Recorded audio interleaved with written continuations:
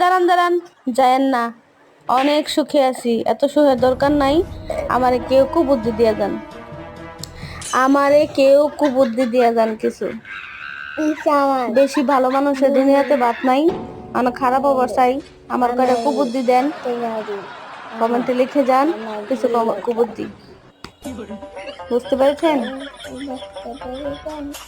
তুই কষ্ট তুই কষ্ট